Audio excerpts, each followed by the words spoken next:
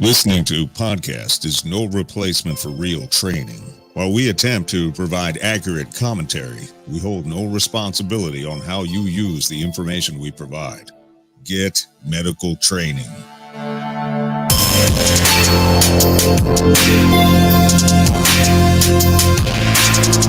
In the blink of an eye, everyday order can be replaced with once-in-a-lifetime chaos.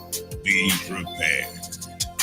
This is the Civilian Medical Podcast. What's up? This is Dietrich. I think I'm going to have to start going by Dietrich, the artist formerly known as Skinny Medic, through this quarantine thing. This is the Civilian Medical Podcast. We're on episode 42. I've got my buddy Sean. But yeah, like this quarantine, like I'm becoming chubby medic. Like I'm already getting heckled on YouTube and Instagram. So I think I'm going to go as formerly known as Skinny Medic. There's no room on this show for two fat dudes. I'm like, we're going to have to redo our logo and everything if I get fat. Like it's going to cost us a fortune. Can someone Photoshop that, the Civilian Medical Podcast with the fat stick figure and the skinny one and just put two fat ones on there for us? That'd be great. Yeah, like put a dad bod on like the skinny guy. Just put a little belly on him and we're good. So yeah, I did a funny video on Instagram yesterday and this guy calls me out. He's a special forces medic, solid dude. He's like, hey, lay off the beer. You're getting a little chubby around the waist there. I'm like, dadgummit. And so every YouTube video now, like people are starting to comment on my belly. So I've been walking the last 2 days. So the weight's just pouring off. Good. That's great. Oh man. Yeah. I put on, well, no, I was already fat before quarantine and I'm just as fat after. So at least I didn't gain any weight during quarantine. I think that's good.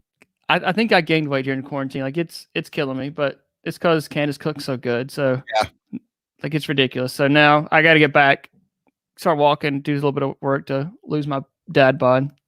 I mean, I walk a little bit like to the bathroom and back and it's not working for me. Not working? No. I mean, I do that too. I'm like, I have to walk upstairs to the office now. Like you figured that would count some calories stuff. So exactly. You should put in one of those chair lifts so you could just ride it up the stairs. Next investment right there. That'd be perfect. I love it, man. So it's been a couple weeks since we did an episode. Things just got, sometimes life happens, gets super busy. And we talked about doing a refresher recently. And I think it's kind of the perfect time.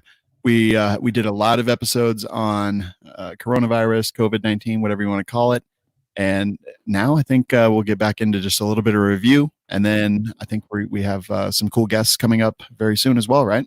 Yeah, working on a few guests that I'm excited about bringing on. But if you guys are listening to this and there's someone you want us to interview, then just send us a message on Facebook, or you can message the We Like Shooting or Skinny Medic page and say, hey, I want you to interview this guy. But you can go to the Civilian Medical Podcast Facebook page and send us a message. Sean and I both see that, so we can start working on someone that you want to hear us interview. But yeah, I got a few people that I want to bring on. Excited.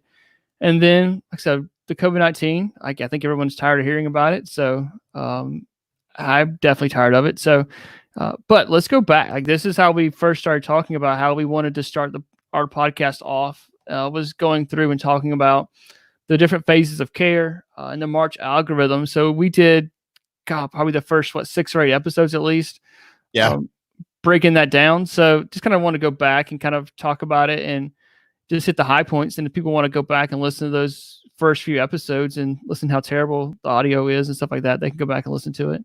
It has gotten better. You got the studio in the new place. It's awesome. I know. Like we first started this, I was doing this in the bedroom with, whatever. So when we moved into the new house, I was like, I want a legit microphone. I want to at least look like a podcaster when I'm doing this stuff. So exactly. Looks like you got a haircut too, by the way. Yes, got a haircut, got a back massage, got a back rub. So I feel like a brand new man. That's awesome. I have not gotten a haircut in probably the longest time since I was like 21. There's a lot of gray showing up through there. Is there? I don't think that's gray. I think it's just the light is refracting off of. I've got tinfoil on the walls, and I think it's just reflecting that weird gray light. Yeah, I think so. That's funny. All right, man. So let's review. Where do you want to start? So let's go back and talk about the phases of care. And I know like the first few episodes, we kept bouncing back from TCCC to TEC and things like that. So this one, I was like, let's just focus on the TEC guidelines and kind of make it a little bit easier. But, they can go back and listen to those other episodes if they want to. But just the different phases of care and kind of what happens in those. And these are meant for, not to say battlefield, but for, active shooter, active threat scenarios. But we definitely can relate that back to car wrecks, even, storm damage, like we talked about a couple episodes ago, things like that. So, that first phase of care is direct threat, the kind of the hot zone. Yeah. And then it goes to indirect threat, warm zone, and then evacuation. So, that direct threat, I think you gave a pretty good example about the car wreck, about making sure the scene is safe. If you've been through an EMT class and all that, that's the first thing you talk about is scene safe BSI. So having the scene safe is super important. Yeah. I always like to refer to it as gaining the advantage over the threat, whatever that threat may be. And, it requires us to think outside the box a little bit, like what are the threats? And you mentioned like storm damage. We've got collapse and, maybe even electrical or sinkholes, or there could be 1,000 different things. And think about them ahead of time. If you see something happen and you're just a witness and, the first responders are there and you can't do anything, you can learn so much by just looking around, because it's like you get to be that omnipotent or that omniscient presence that's just like hovering around the whole area, and you can see everything developing and you can focus in specifically on a first responder that's doing something, but you can also take that holistic look at the entire environment and learn so much from that. And even if you watch videos online and stuff, you get that you get the benefit of having that view that no one else really has, because even the people that are sitting there filming, they don't know what they're catching. And you can literally, and we did this in an after action video that we did, and you can really just like watch a person and track them through the whole thing and see what they did. And you can figure out, well, these are the ways that I want to do better if I'm ever in that situation. Just allows you to get that overall overarching view of everything and really learn from it. And watching videos online, that's really what I try to do. I try to follow each individual person. I try to watch it as a whole to see where threats may develop. But threat analysis and threat recognition, it's like one of the biggest things in civilian medicine. Definitely. And like you said, we want to think about the active shooter, active threat stuff. And that's immediately where I go with this. But at the same time, this could be a car wreck. And I do it, all first responders have a tendency to do it, is, we're busy focused on patient care. And sometimes we do need someone just to stand back and kind of see the overall picture. And maybe that's another first responder. Maybe that's just a well-trained bystander that says, hey, this might be a problem, and grab our attention and kind of adjust it. It even happened to me recently. I had a call come out. It was a lady who bad car wreck, vehicle went into a building, a structure, and I was not far. So I pulled over at it. I was the first responder on scene. Literally, and get there, and this lady's in really bad shape. She's laying on the ground. She's up under the structure collapse, and I just went to work. Like I remember looking up thinking, no, that looks bad, but it was overhang that was hanging down. The car was still in the building, things like that. But this lady wasn't breathing. She had a lot of vomit, a lot of blood coming out of her airway. So I knew I needed to get that clear first. And so I went to work. And then my buddy Kevin, who works at the shop, helps me teach classes, stuff like that. He's a assistant supervisor. He pulls up in a quick response vehicle and was like, "Hey, we need to make a move." I'm like, "What do you mean?" And I look up and I'm like, "Oh crap, stupid move." And I'm like, "Yeah, this building collapses. It gets me, gets her, gets more people." So we made a quick emergency move and then started working on clearing an airway and stuff like that. But I was focused in on my patient and just didn't think about looking up for the structure. So he pulls up. He's able to take that holistic look and kind of see what's going on and says, "Hey, let's back out. Let's move." So yeah, it happens. It happens a lot. So to have someone to go like, what do we need to do to make this scene safe? Is it stabilize the car? Is it move the patient altogether? Like, what do we need to do? Or do we need to shoot the bad guy in the face? Like, what do we need to do to make this scene secure and it's safe? Yeah. And I mean, in classes, we see that so much. People, they miss things constantly, and we set up scenarios so that they do miss things. That's kind of the idea. But I mean, it's good to know, like, even it happens to seasoned professionals such as Skinny Medic. Like, you get in there and you just get so focused on the person who may be losing their life. Like, you kind of miss some of the things. And you were lucky that Kevin came along, because he was able to look at it and pull you back and get you out of there. And that's awesome. Yeah. I mean, I give the stories that, I've been at knife point and been at gunpoint several times in my career, and every single time there was no flashing neon sign that said "scene's not safe, scene's not safe." it was always stupid little stuff that I didn't pick up on. That looking back, I'm like, yeah, that scene was not safe. I shouldn't have been there.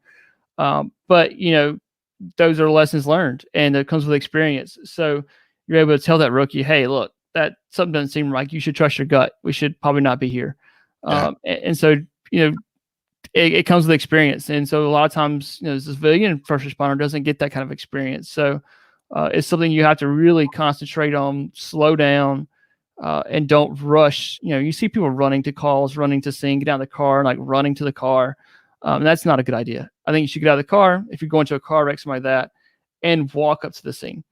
As you're walking up to the scene, you start looking, like force yourself. All right, there's the windshield.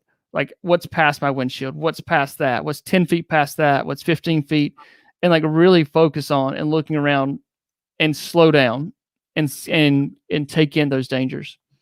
Yeah, 100%. And in classes, that's something that I try to push so hard, is just recognizing what those things are, because it's not worth it if you end up dead. And I mean, like, this is your job. But when we talk about civilian medicine or civilian medical, it's so important, because like, we don't have a Kevin that's going to be like, hey, just FYI, here's the thing. Like, we have to watch out for ourselves, and we have to recognize not just primary threats, but secondary and tertiary as well. And try to do the best that we possibly can. Now, I will say that a lot of students that I have had in classes, they're like, oh yeah, I saw this and I just went to action and I didn't pay any attention to the scene around me. And I'm like, that I totally understand. That's absolutely nature. And I get it, but I'm glad you're not dead or hurt or injured or have AIDS or whatever it happens to be. Yeah. I mean, you think about car wrecks are probably the most common, accident that people are going to see. And so if you get out of your car and it's a 4-lane road, you need to watch for traffic, get traffic slowed down, move traffic away from you, use other bystanders to make the scene safe, give someone a flashlight, tell them to start moving traffic away from you. Because, if you get hit by a car, one, you're not going to do anything for anybody else. You just literally got hit by a car. So now you're injured or you're dead. Your family members are in trouble now too. So, somebody's got to call your wife and said, oh, Sean got hit by a car trying to help people on a 4-lane road. That doesn't work out too well. So being cautious and, knowing that you want to provide help is important. It's a great thing. That's why we have this podcast. But keeping yourself safe and then understanding how to make yourself safe or safer during a situation. Yeah. Yeah. Like, if you, as a civilian, as a citizen, get involved in a situation like this, like, it is a noble decision that you have made, but make sure you make it with the right data inputs, and make sure that if you're going to provide help, but don't make it worse. Because now if there's 2 casualties, then they have to triage you. And look, you don't want to be triaged. You don't want them making decisions based on the level of your injuries, because sometimes it's not going to work out in your favor. Exactly. I mean, you're already, like you said, you're doing a noble thing, because most people are going to keep on driving. They don't want to stop. It's not their problem, not their deal. But you're making that decision. So, but there again, like, you're putting more strain on the resources that are coming to you if you get injured. So we don't want to do that. We don't want to be a problem. We want to be a solution to the problem. Absolutely. All right. So definitely recognition of threats, and planning for what those threats might be.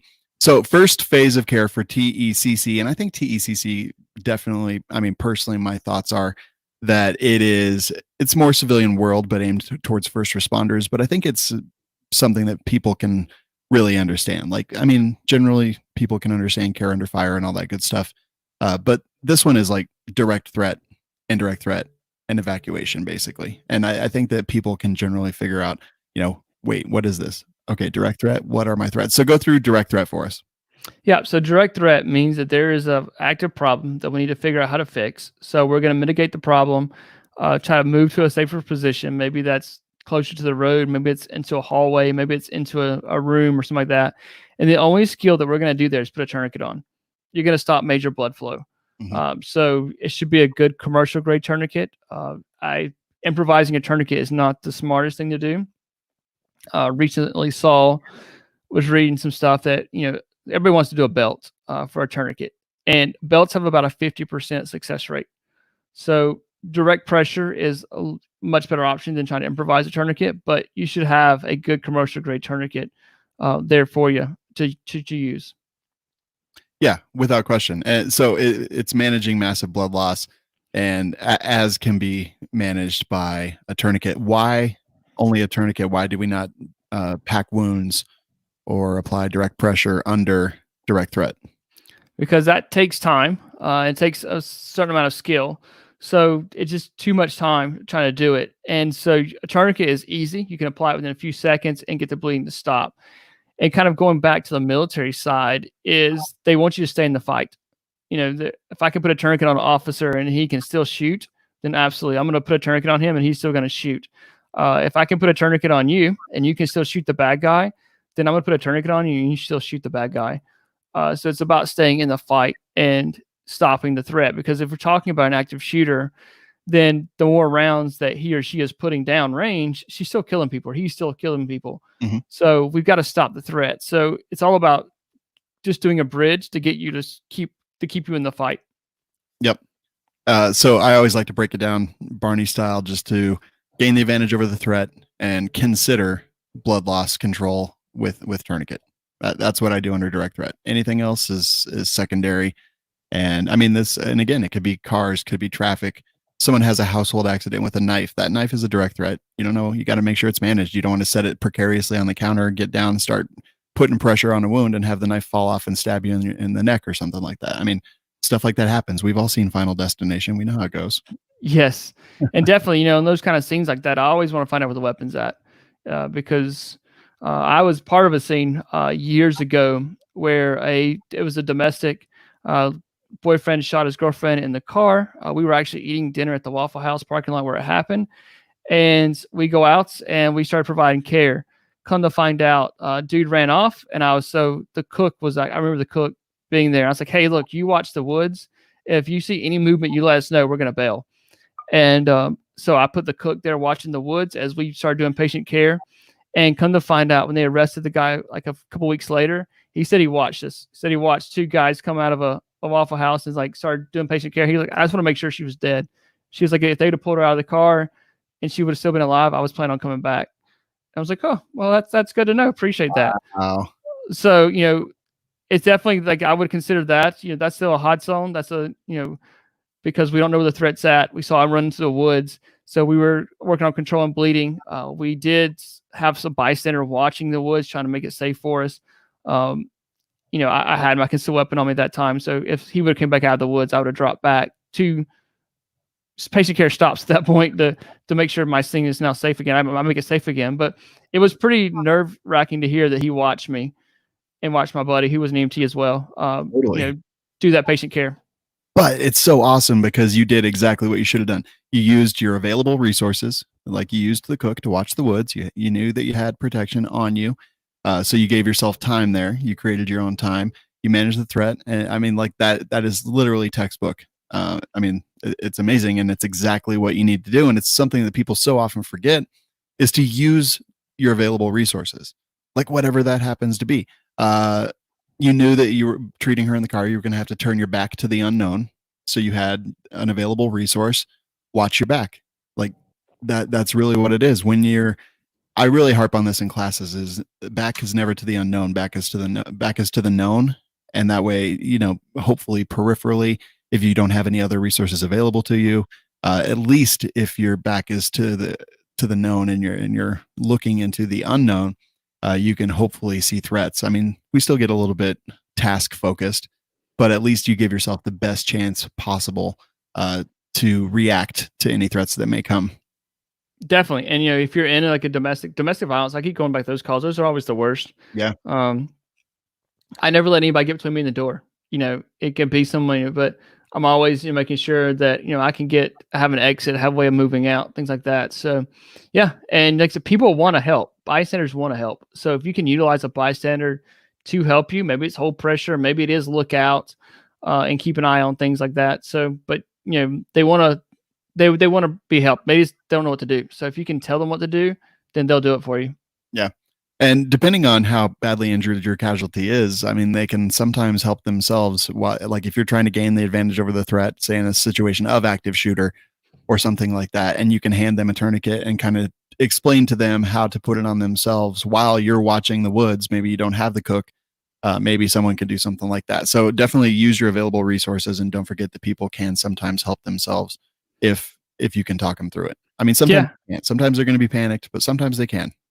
Yep. And I know something we both practice in our classes is that remote assessment, remote skill practice. So, that's something that you need to practice, is having someone who's not familiar with a tourniquet.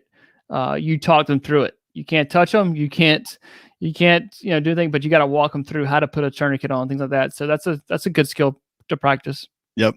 My scenario for that is called the Harambe protocol. I love that one because it's two medical people, and they've got a remote casualty that has to help themselves, but they've also got other things. Like I always have, so I give Harambe, the gorilla from the Cincinnati Zoo, I give him instructions that anytime the patient cries, makes noise, whatever, he goes over and roughs him up more.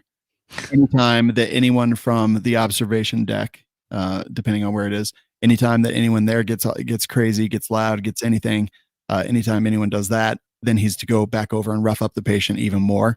So generally they break into two teams, or one will try to manage the threat, which is Harambe in the scenario, and the other one will try to talk the person through it. But then I have other people walk up and start yelling, which then makes Harambe go insane. So then they have to manage like the just bystanders as well. And yeah, it's great because it really makes people think outside the box and be like, oh, okay, I can talk somebody through this. Or I have two people stand on both sides of a closed door, and I call it telephone, and they basically have to walk somebody through, using what they have, using their knowledge. Maybe they have a tourniquet, maybe they don't, and walk them through that, just because it makes them think outside the box. Because in the class, I make sure that they constantly know how to do all these things, and they can literally just repeat it to me out of just habit more than anything else. And once they can do that, they can help anybody at any time just by using words. And I think it's hugely important.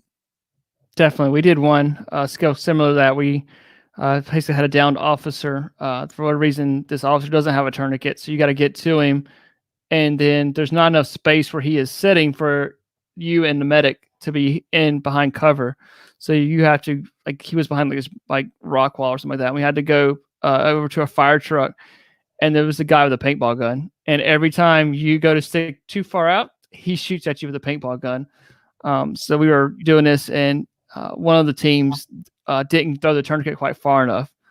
So then they're like, crap. So you can't go get it because you're going to get shot with a paintball gun. So they had to throw gauze and improvise stuff. It was hilarious. So we laughed. Work on your baseball skills, bud. You got to get that tourniquet to them. Exactly. That's awesome. Yeah, I love those exercises. I love when I'm in training and they do stuff like that really, because we spend so much time focused on here's how to apply the tourniquet, here's how to scan and assess for threats, here's how to recognize threats and what to do if you see a threat. But when you hit stuff like that, it's just brand new, and you're like, everyone freezes, everyone sweats. It doesn't matter what temperature is, everyone sweats about it. And then they just kind of get into the zone, and they're like, okay, I know how to do this. I can do this. I can definitely tell somebody else how to do this. I think it's huge. It's fun.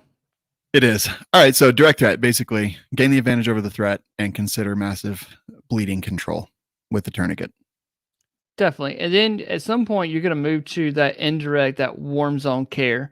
And this is where, maybe it's still safe-ish, I'll say. Maybe, you have put a bystander down the road to move traffic over, but traffic's still kind of heavy. Maybe the shooter is in another building now. You don't really know. Maybe the boyfriend ran into the woods and is presumed gone, but you're still not 100% sure. So you still want to maintain that, the tactical advantage there to kind of say, hey, if things get, because they can always go back to hot zone immediately. These zones are very fluid. They can't, once you're like, oh, cool, we're in the warm zone, we're going to stay here. No, it can move back to a hot zone very quickly. So maintain that advantage is super important. But now we can do a little bit more patient care. This is where we can actually start treating our patient, treating life-threatening injuries, things like that. So that's just another thing that I was, students and even civilians are like, oh, cool, we shot the bad guy, we're good.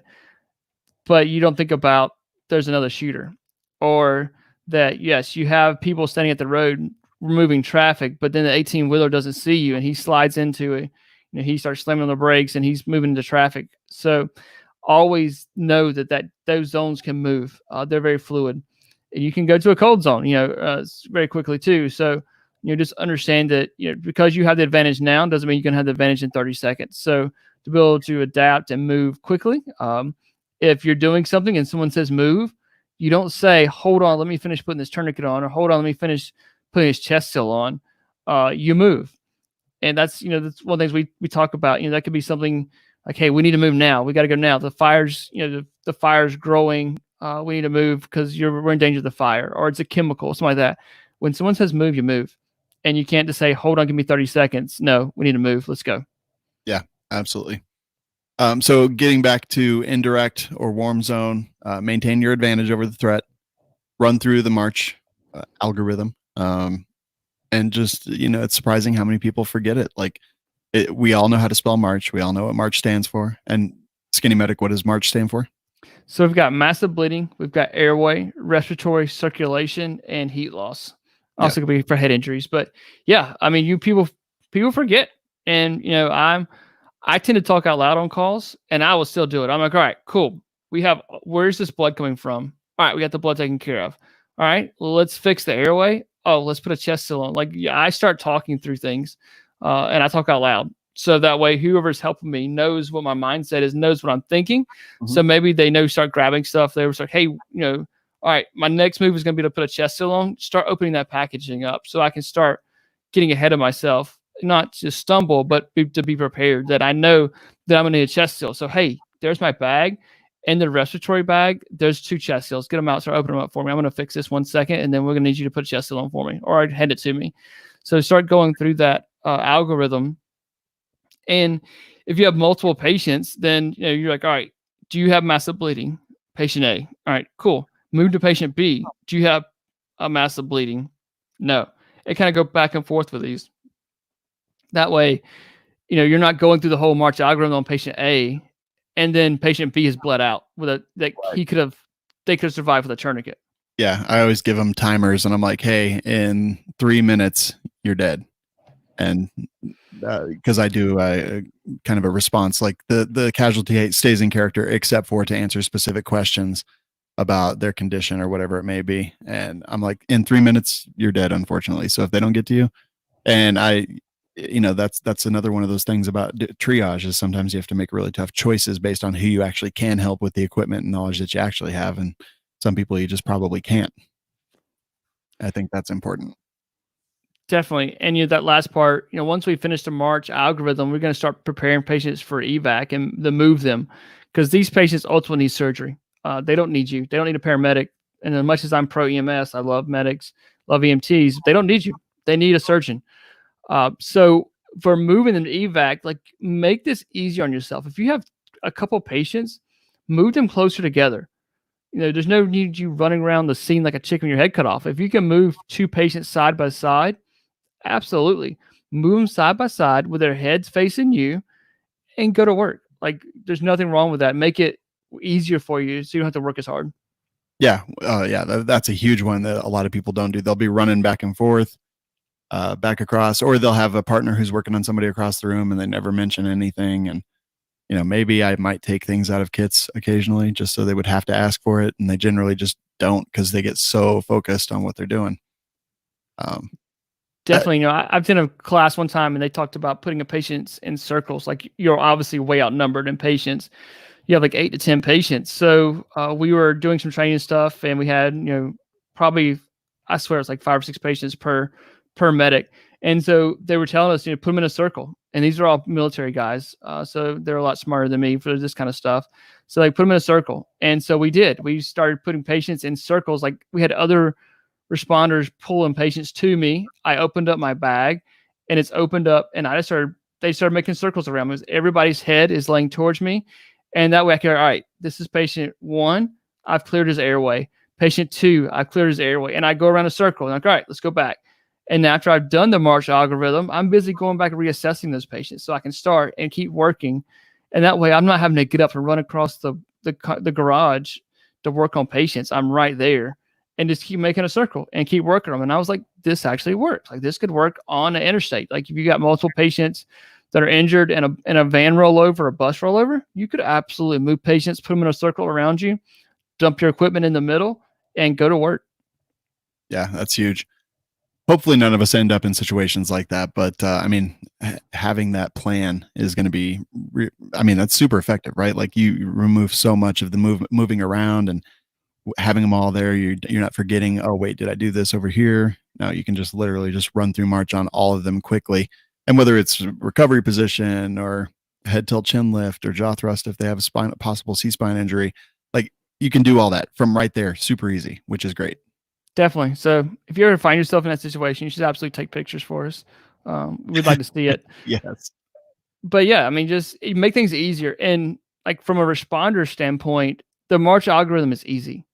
It's the patient movement that will wear you out. Like we were joking about us, being overweight, that middle-aged male. Like you start moving patients, you'll get exhausted very quickly.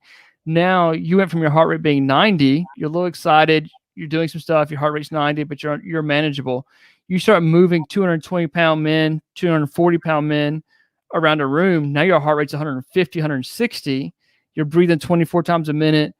It's a lot harder to open packages and a lot harder to think when your heart rate's 150, 160. So we kind of touched about that, in our first couple episodes. But honestly, like our health, our cardio plays a big role in how much patient care we're going to be able to provide these patients. Yeah, it's so true. People talk about it all the time. And I think on the internet, you hear people talk about stuff like this and they say it with a little bit of disdain, which instantly takes the effectiveness away from the words. But it is important to understand, like if you can't, walk up a flight of stairs without being out of breath, like imagine what's going to happen. And I see it, and I know you see it in these classes all the time. Like people will get out of breath and sweaty when there's nothing on the line and everyone knows it's fake. Now just imagine blood on your hands, blood on the ground. Imagine having to move people. Imagine walking back and forth between casualties. Like it's important, and health is important. And I say that being a big old fat person, but like my cardio is pretty decent. I play hockey at altitude, but I absolutely understand the risks involved, and it is truly important. Yeah, I mean, I try to, when students come to my class, I try to lovingly talk to them and like not to be that guy, but I'm like, hey, you can't get in the floor with this patient. What's that going to be like if your wife is now been in a car wreck and she's bleeding out and you can't get into the car to help her? I'm like, you need to think about it. So I try to like handle that in a loving, caring way, but also be, hey, you're 40 years old and you can't get in the floor. Mm-hmm. That needs to change. And it's for your health, your heart disease, your cardiovascular, your stroke, all that stuff is super. I mean, take care of yourself. So if you're listening to this and you're like, dang, I get short of breath getting off the floor, or I get short of breath putting my shoes on, it's probably time to think about something. And it doesn't have to be, oh my gosh, off the cliff going nuts. Like just start walking. If you can't walk a mile, then set that as your goal. Like I'm going to be able to walk a mile in 30 days, whatever, just take it easy, but understand that your health is important. If you're overweight, you've got an increase of cardiovascular disease, heart attack, stroke, diabetes. So, yeah, if you're listening to this and like that's you, then you're the one that needs to fix that. You can tell someone can tell you all day long that you need to lose weight, blah, blah, whatever, but you're the one that has to make that decision. Yeah. And honestly, like the great thing about doing the classes that we do is I promise you, the people who are in the worst shape in my class are going to get the hardest scenario that I can possibly dream up. And I always bring it up. I always, I'm like, how do you feel right now? And they're like, oh, sweaty, whatever. People who are like, well, I've got knee problems, I can't get down. And I'm like, dude, I don't care. Like, figure it out. If you can't get on your knees, lay down next to them, do whatever you need to do. Like, you're not training for, you're not here for fun. Like, we might have fun in class, but you're not here for fun. So don't expect that. Like, whatever you need to do. I've had people in wheelchairs come through and I'm like, can you get out of your chair? Well, then get on the damn floor and treat your casualty. I don't want to hear any excuses. Like, I don't want you to do anything that's going to injure you. But if you don't experience this, if you don't go through it right now, then you are not here for the right reasons. Like, get on the floor, know what it feels like, know what your challenges are going to be, because I promise you, a person in a wheelchair that gets on the floor and they're walking around on their elbows, they're real quick going to understand, okay, this is what I need to be prepared. This is what I need to be effective. And they're going to learn that thing real fast. You know, when they have to tuck their arm underneath them and kind of roll on their shoulder a little bit so that they can use both hands to open something or open their bag or something, then get back up on those elbows. A lot of realizations come pretty quick, and especially putting the most out of shape people into the hardest scenarios, they realize really quick. And it's more than Skinny Medic saying it. It's more than me saying it. It's more than someone on the internet calling them fat and yelling at them. It's the realization that they can't do the thing that they need to do in the way that they need to do it. That is the most effective tool that we could ever hope for. Definitely. And, you know, it's definitely, you know, I did a class a while back, and, you know, I admit that I'm 37 years old. I think about that for a second. I'm in pretty decent shape. I can still hang myself, you know, I can hang in there. But took a class, and there was I was the oldest one in the class. There was a bunch of like 22-year-olds that do CrossFit for fun. They're all either still in the military or they're just out of the military.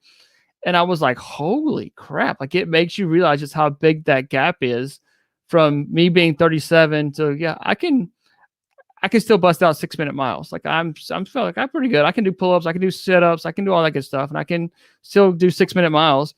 And these guys were like waxing my tail. And I was like, dude, you got to calm down. And like, we would do class and they would go do CrossFit afterwards. I'm like, no, I'm going to go back to the hotel. I got to have to take a bath or something, dude. But yeah, I mean, just makes you fit. You know, there's always somebody bigger and stronger than you. And I think that cliche, like, there's someone training right now to kill you. And I'm like, oh yeah, there is. So, you know, take this time. It's summertime. We're in quarantine. There's nothing else to do besides eat. So this wasn't meant to be like a health episode. It kind of rolled into that for the last few minutes, but yeah, definitely think about your situation. Yeah. And look, I'm not telling you lose weight. I'm not telling you do cardio. I'm not telling you go for a walk. I'm just telling you, understand what your limitations are, because if your limitations are everything, it might be time for a change. Definitely. And that's what, you know, I've always said, you know, I'm not going to win a bodybuilding contest anytime soon. But my goal is to be able to play sports with my kids, to be able to run, play football, bike with them, do whatever I want to do. And then when that time comes, I would love to be able to do the same stuff with my grandkids. So right now I can still play baseball. I can still run. I can still do all the stuff with my kids. And then my goal is my grandparents, when I'm a grandparent, I can still do the same stuff. So we'll see how it goes. Yeah. It was interesting that we're recording this today because today is the anniversary of Harambe dying. Interesting. I did not know that. Someone just texted me that. That's hilarious. Totally not. I mean, because we're not live, we're just recording this. But someone just texted me, today's the anniversary of Harambe. That's funny. We're definitely going to do that scenario in class. Like, that's a good one. It's so good. Yeah. And you can mess with people so much. I love it. If they ever open things back up in Colorado, we're already planning on coming out there. So Sean and I already kind of talked about doing a class while I'm out there. So if they open things back up in Colorado anytime soon, Kenneth's and I are going to fly out there. We're going to hang out for a while. So we'll do it. You're open. Like, restaurants are opening. I think things are normal again. Nice. Then we need to book a flight. Let's do it. Yeah. It's so tough to tell because, like, my life never changed really. And I know people are having a tough time. I'm not trying to like build or to impugn that at all. I just like, my life never really changed. I work 15 hours a day and I go home and then I work 15 hours a day, 7 days a week, pretty much. Yep. So, yeah. So going back, we kind of bird walked there. Yeah. Going back. What show is this? I forgot. Yeah. We're on the travel show, the health show. I don't know what show we're calling this now. But going back, so we did indirect threat, warm zone. We talked about tactical advantage, March algorithm, and then preparing for evac. And then your next phase of care is absolutely that moving evac, cold zone. And this could be, maybe you make a harness that moves the patient. Maybe you pull your knife out and you cut the carpet to make a sled out of the carpet. Maybe you use a chair, like a rolling office chair. But you got to move these patients to help. And I always talk about my class. I'm like, look, anytime there's a help, you know, you call 911 from your church because there's an active shooter or whatever, your office. you may think that, all right, I want Skinny Medic to come through the door. Like that's who I want to come be the first paramedic on scene is Skinny Medic. It's not going to happen. The first paramedic that's going to arrive on scene is going to be, this is their third day on the job, or they are literally one string away from getting fired. Like that's just the way the system works. And so to help the first responders out, you've got to be able to move them closer. So even like at one of the places we teach at, the range is probably a good 300 yards off the roadway. And I was like, who's going to get out of the ambulance? And inevitably they're like, oh, some fat people. I'm like, yeah, probably. Like EMS people are the worst about being in shape. So you're going to get this person who's, overweight that can barely carry the bag, hike 300 yards to you at the range to take care of you. And then they got to pull a backboard, a stretcher, or they got to call the fire department for help to get you all the way back. So if we can take that patient we've provided care to and move them from the range to the roadway, we knock off minutes, like 30, 45 minutes, probably, honestly, off of the patient care time frame. So be able to move those patients to the doorway, move them closer to the roadway is super important, that you're going to be able to help these patients out. That is actually so huge. I mean, that is so much time when you think about it, right? Yeah, I mean, I think about, the range, the 300-yard range. All right, it's going to take them several minutes to hike down there. And then and they got to get the stretcher. Like that could take forever. And then they call for help. Like you could literally knock off 30 minutes off this call by moving them to the roadway. Wow. I mean, that's it's so intense and something that is so often overlooked as well. Just that time is everything from point of injury to surgeon's table, the golden hour, like that's a thing that exists because of so much. And sometimes they don't have an hour, depending on where the injury is, it could be minutes that they need to be in surgery. So, and EMS wants to screw around on scene. Like they want to start IVs, they want to do all this stuff, and it's not needed. They need surgery. So the quicker you can get them from the point of injury to the surgeon's table, the better off, the more the chance of survivability is for your friend, your brother, your sister, your wife, whoever. Yeah. Let's see. Are we going to go? How much do you want to go through March? We can just hit it real quick, and then if they want more information, they can go back and watch other videos. So massive bleeding is tourniquet, pressure bandage, or wound packing, things like that. Just keep all the bright red stuff on the inside. This is going to be for arms and legs, maybe the hip, shoulder area. Tourniquets go on arms and legs. You can hold direct pressure or wound pack like in the shoulder or the pelvis area. If it's the neck area, then you can control major bleeding there. Just don't hold both sides. Just hold one side at a time. Airway, like we talked about, maybe that's recovery position. Maybe that's a head tilt, chin lift, a jaw thrust. Yeah. If you feel comfortable putting an MPA in, it's kind of a gray area where that's covered under the Good Samaritan laws. But if you feel comfortable doing it, I don't see a problem with it.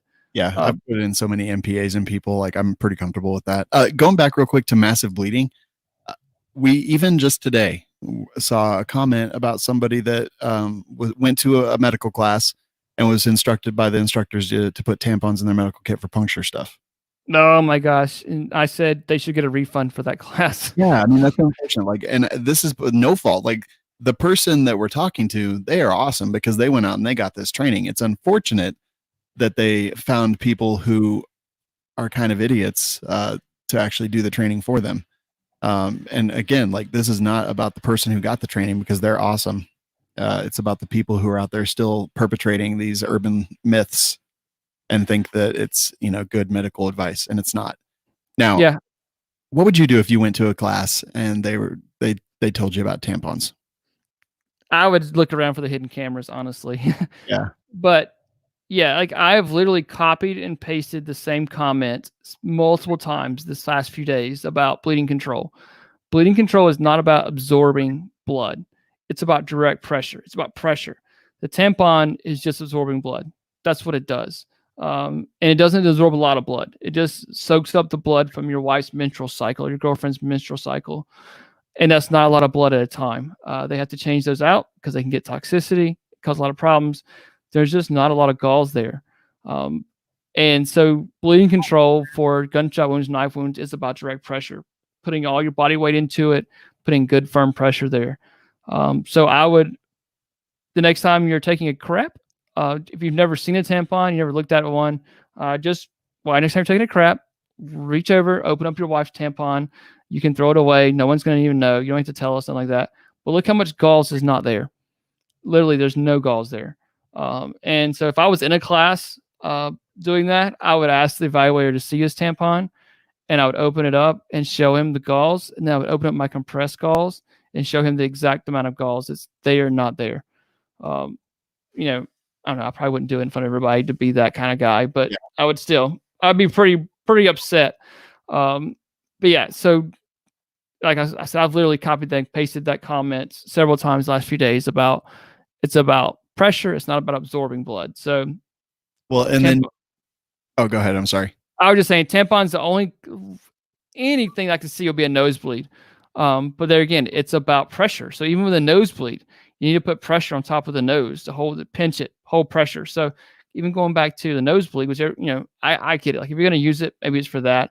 But to control a nosebleed, you put direct pressure on top of the bridge of the nose.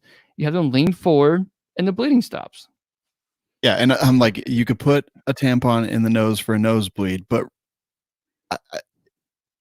I get really adamant about this because I'm like, what are you actually doing? The blood is outside of the arteries and veins and blood vessels that it needs to be in. Like plugging it up is just like closing your eyes and pretending like they're not bleeding at all. Like you're not doing anything. You're just keeping it inside of a cavity that it doesn't belong in and doing nothing to stop where it's coming out of. Right. And you can create an airway problem by doing that. So even with a nosebleed, it's about direct pressure. So totally. And that's the thing is, okay, so you stick a tampon in the hole. Like, what do you think that you're actually accomplishing?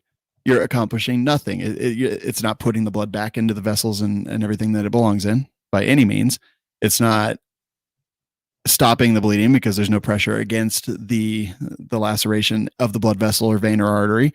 Like, what do you exactly think you're doing? All you're doing is closing your eyes. You're just pretending like they're not bleeding anymore. And yeah, I don't understand, honestly, how an adult can look at the objective data and be like, nope, this is still a good idea. Yeah. And like it gets me, then they say, hey, this is the best thing for gunshot wounds. And I'm like, no, it's not the best thing for gunshot wounds. It's not even close. I would rather see someone use a t-shirt or even just their hand to hold pressure on something than say, oh, I'm going to use a tampon.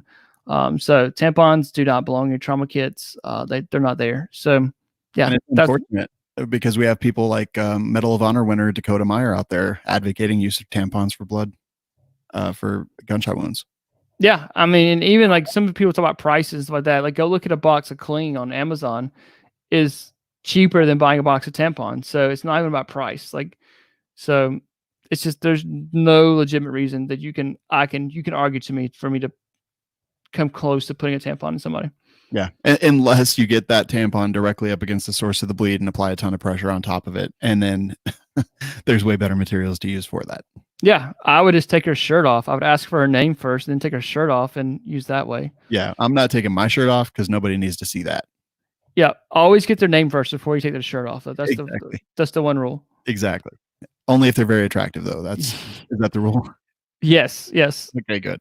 I'm still waiting for Carrie Underwood to call, say she wants a paramedic. So still waiting. You're gonna be like, look, we need to get these clothes off of you for heat. She's like, it's my fingernail though. I'm like, no, we got to do a full assessment. All right, let's see. Where were we? I lost track again. So, airway, you can make sure the airway's open. If they're not able to cough, then we need to protect their airway. Maybe that's just roll them into recovery position, things like that. If you feel comfortable putting MPA in, I legitimately do not see a reason why you can't do that as a civilian. There again, legally, I think it's in the gray area, but it's technically inserting something into someone's body, so it's probably not. But I don't see a problem with it. So respiratory, let's seal the box. What Kevin and I teach in our classes is we seal neck to nuts. So anything from the neck down to past the belly button gets a chest seal, front and back. The current data shows a vented chest seal is the best thing to do. So whether you're taping a piece of plastic on there, maybe it's a glove tan, hopefully it's a commercial grade chest seal, but do that. Circulation, is this is where I teach them to go back and reassess because you're going to miss that gunshot wound. It's in the buttocks, in the armpit, maybe it's on the back. The stab wound that's on the back, you're going to miss it. So go back. You've covered the first 3 main things that are going to kill someone. So go back and rehammer those just to make sure you didn't miss anything. And then the last thing is for heat loss. It's easier to prevent someone going to hypothermia than it is to fix it. So the Mylar blankets that we have are not the best thing. If you had some hot packs, things like that, but like a wool blanket works great. The Mylar blankets do work ish. They're probably not like I said, not the best thing. But if you had some hot packs, you could pop, do some things like that. Nothing that we can do really for head injuries, but just know that I talk about disarming people during head injury section because if you've got a head injury, I don't want you to have a knife. I don't want you to have a gun on you. So I'm going to disarm you until you start making sense again. Yeah. And that's all recognizing what are the threats. 100%. That was fast. Poof. Yeah. Let's see. Yeah. And that's, head injury. That's, eye injury, stuff like that is when I briefly cover that kind of stuff. Sorry, I got totally distracted. You're still thinking about Carrie Underwood? I guess so. Yeah, that must be it. But no, like just thinking about, I keep a wool blanket in my truck. I keep a Mylar space blanket in all my kits. We've got I'll plug Medical Gear Outfitters. We haven't said that yet. So we have the Blizzard blankets there. Those are huge blankets. We just changed those over in our search and rescue team. We're now using those. Those are really nice. They cover from head to toe. So they're a little more expensive, but I think if you legitimately needed one, they're much better than the little silver ones. So, and as you're building your kits, think about this March algorithm as you're like, I'm going to build a first aid kit. Cool. No problem with that. Think about how you're going to treat massive bleeding. Maybe you want to use the CAP. Maybe you want to use soft T. Maybe you're going to go to the TX2, TX3, or the SAM XT, whatever. There's a number of tourniquets you could use for that. And you go, all right, how am I going to fix someone's airway? All right, I feel comfortable using MPA, so I'm going to carry some of those. Respiratory, then cool. Like I like the hyphen chest seals. Someone else may like the Halo. Someone else may like the SAM, whatever. So pick some chest seals that you like and carry them. And then, pack your space blankets, maybe throw a couple hot packs in there, depending on the size of your kit. But you can absolutely build IFACs, build your trauma kits around this March algorithm. Yeah. And as far as the space blankets go, like honestly, when you order one from Medical Gear Outfitters, order 2 and take one out and put it around yourself. And within a few minutes, you'll realize kind of what the limitations are and how you have to like wrap it around them like a burrito and, try to keep as much air from getting in there. But they do work. The cheaper it is, the less efficacy it's going to have in those cases. I've got some of the ones you were just talking about, some of the bigger ones, and they're awesome. Yeah. That makes it easier because you have to kind of tuck the edges, tuck the sides. So if it's a bigger space blanket, it makes it a lot easier for tucking them in. And then it's always fun to like try to move a patient, especially if it's windy outside. Like I love watching people try to move and then like the Mylar blanket blows off of someone. You're like, oh, you better go chase that down. So then it's a teaching moment. Tuck it in, kind of roll up under the sides, use like a burrito, things like that. So the bigger the space blanket, the better it is. So definitely. And again, medicalgearoutfitters.com is where you can buy all that stuff. And coupon code is civilian medical, right? It is. A bunch of you guys are using that coupon code. So awesome. Thank you guys. That is awesome. I think that's just about all we had to talk about in this what did we call it? Review. Yeah. And we kind of buzzed through the March algorithm. So we could probably, I think we literally have spent hours talking about that. So that's something we could go back and if we just want to talk about the different tourniquets, stuff like that, because were the the TX2s and TX3 on the mark, were they under the TCCC guidelines when we went through that? They were, Maybe yeah. They were. Okay, yeah. I could remember. So there's been a few changes there. So just pick a good one and stick with it. That's kind of things I've done before is I've kind of skipped around on stuff, but I'm kind of figuring out, all right, look, if you like the CAT, stick with the CAT. If you like the soft T, stick with the soft T. Or if you like the TX2, TX3 tourniquets or the SAM XT or whatever tourniquet is, then just stick with it. Like make your decision, do your own research and stick with it. So. Yeah, I totally agree. Generally I try to stick with stuff that's recommended by TCCC because we're talking about people's lives here. and they're doing the science behind it.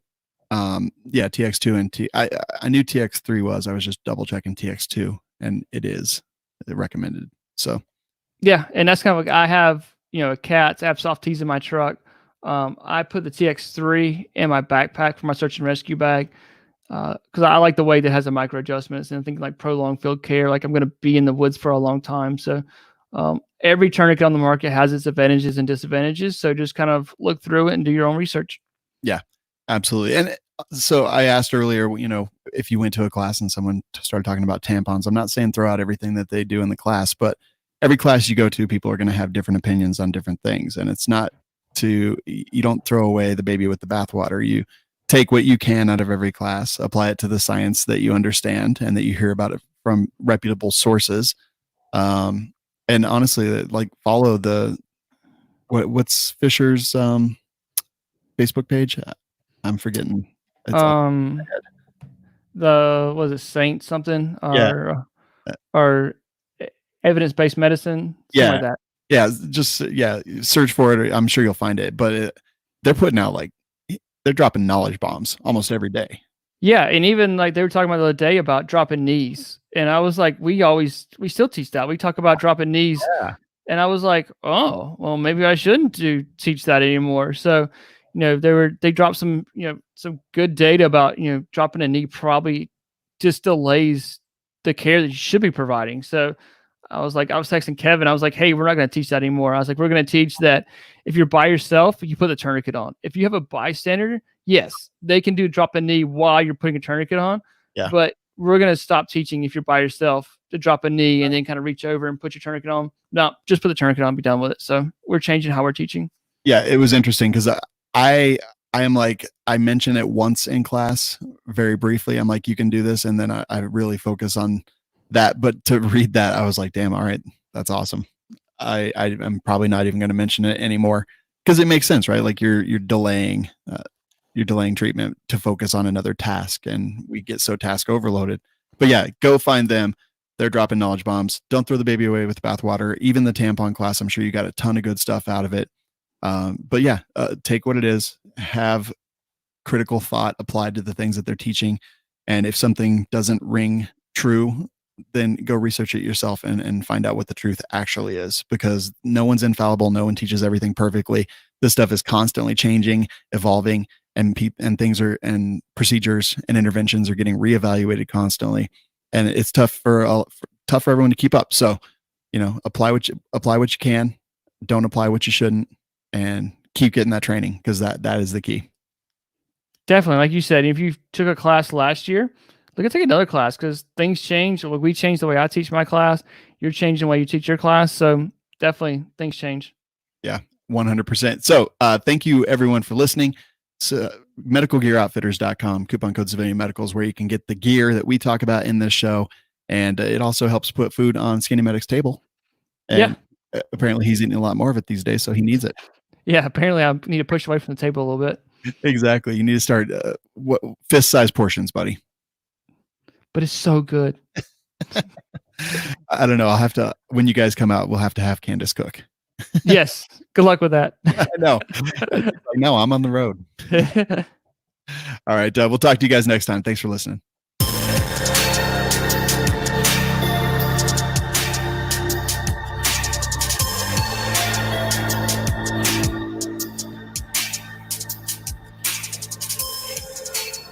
Find us and subscribe at civmedical.com.